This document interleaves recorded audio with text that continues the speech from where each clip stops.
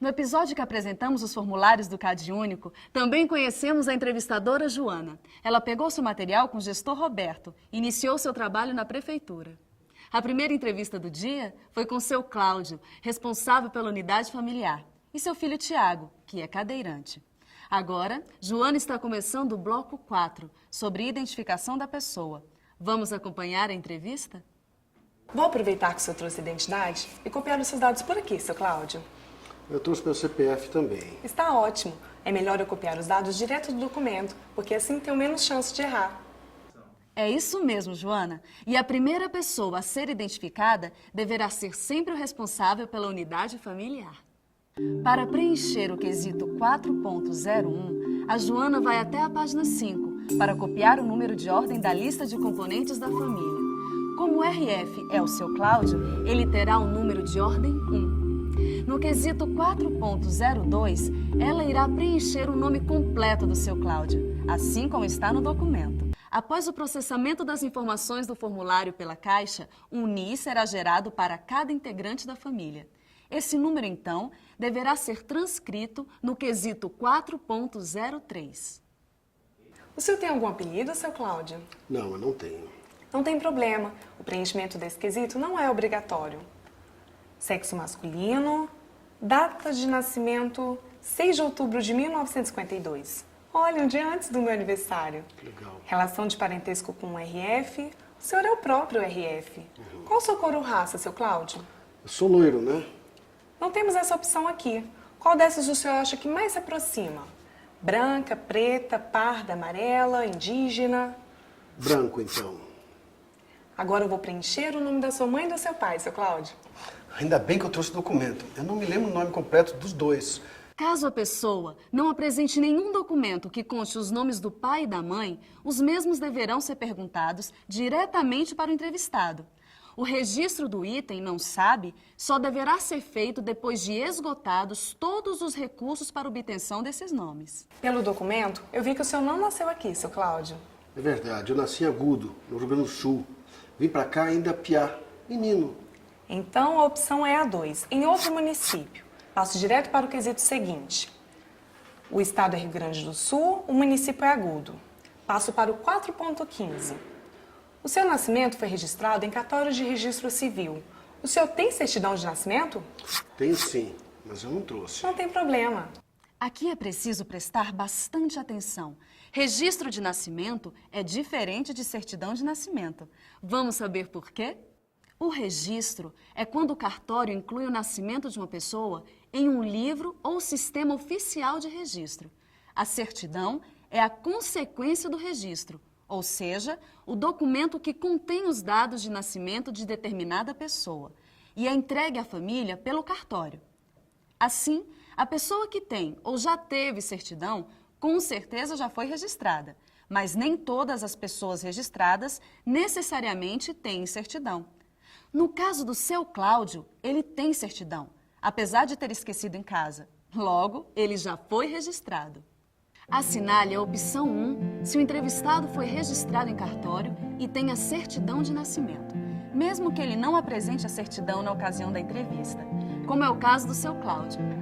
Assinale a opção 2 se o entrevistado foi registrado, mas não tem certidão de nascimento.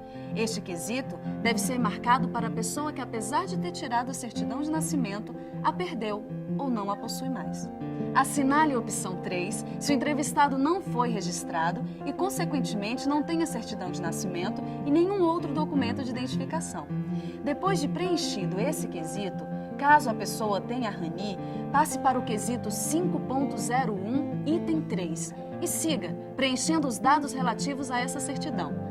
Caso a pessoa não tenha certidão administrativa de nascimento do indígena, RANI, passe para o quesito 6.01.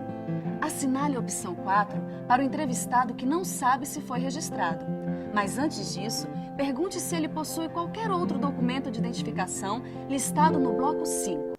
Caso o entrevistado possua outro documento, com exceção da RANI, significa que ele já foi registrado, tem ou já teve certidão de nascimento, porque ela é pré-condição para a emissão de qualquer outro documento listado nesse bloco. Atenção, entrevistador! O correto preenchimento do quesito 4.15 é fundamental para os municípios. A partir dele, ações para emissão de certidões de nascimento e outros documentos poderão ser planejadas, garantindo a cidadania destas pessoas. E já que entramos no bloco documentos, vamos ver como a Joana vai se sair ao preencher o bloco 5? Seu Cláudio, o senhor também não trouxe a certidão de casamento? Eu não tenho certidão de casamento. Isso vai atrapalhar alguma coisa? O ideal é que o senhor traga todos os documentos que possua, mas o que é essencial mesmo para o caso do responsável pela unidade familiar é o CPF ou o título de eleitor. Aqui está meu CPF. Vamos interromper de novo a entrevista para observar as particularidades do quesito 5.01. Como o seu Cláudio não trouxe a certidão de nascimento, nem tem a de casamento, nem a RANI, a Joana vai deixar o quesito em branco. Mas se ele tivesse trazido, os itens seguintes seriam preenchidos conforme as informações constantes em uma das certidões. Com ressalva para o item 8, Código do Cartório. O preenchimento desse espaço só será obrigatório quando o Conselho Nacional de Justiça disponibilizar as listagens aos municípios. Com o quesito 5.01, só permite o preenchimento de uma única certidão caso o entrevistado apresente, além da RANI, a certidão de nascimento ou de casamento, registre os dados de uma das duas certidões, ao invés dos dados da RANI. É importante salientar que os RFs de famílias indígenas e quilombolas podem ser cadastrados sem a exigência de CPF ou título de eleitor. Nestes casos, os RFs podem ser cadastrados com a apresentação de qualquer outro documento indicado no bloco 5. Mas, Joana, e para o resto da família? Também é obrigatória a apresentação do CPF ou do título de eleitor? Não, mas é importante que apresente pelo menos um documento de identificação, como o RG, o CPF, o título de eleitor, certidão de nascimento, carteira de trabalho. É que eu tenho uma tia que mora com a gente, mas ela nunca foi registrada. Eu irei coletar os dados dela mesmo assim. Eles são importantes para o CAD único, mesmo ela não tendo os documentos. Mas, como ela não tem os documentos, ela não pode ter o NIS e, por isso, não pode entrar no cálculo de renda da família. Nós vamos encaminhá-la ao cartório de registro civil e documentação. Depois que os documentos ficarem prontos, o seu Cláudio, o senhor traz que eu vou preencher o que tiver ficado em branco. Tudo bem? Ótimo! Ela ficará bastante feliz ao saber que terá uma identidade, não é, pai? Muito. Enquanto a Joana preenche os últimos quesitos do bloco 5, vamos fazer a nossa revisão? Aprendemos a preencher o bloco 4, sobre identificação da pessoa. Entendemos a diferença de ser registrado e ter certidão. Vimos que uma pessoa que não foi registrada não tem como possuir documentos. Também aprendemos a preencher o bloco 5, sobre documentos. Observamos que o responsável pela unidade familiar deve obrigatoriamente apresentar o CPF ou título de eleitor, com exceção de famílias indígenas e quilombolas. E que caso um dos integrantes da família não apresente nenhum documento, os seus dados devem ser coletados, mas ele não poderá entrar para o cálculo da renda da família e não poderá ter NIS, até que o documento seja apresentado pelo RF. Até a próxima!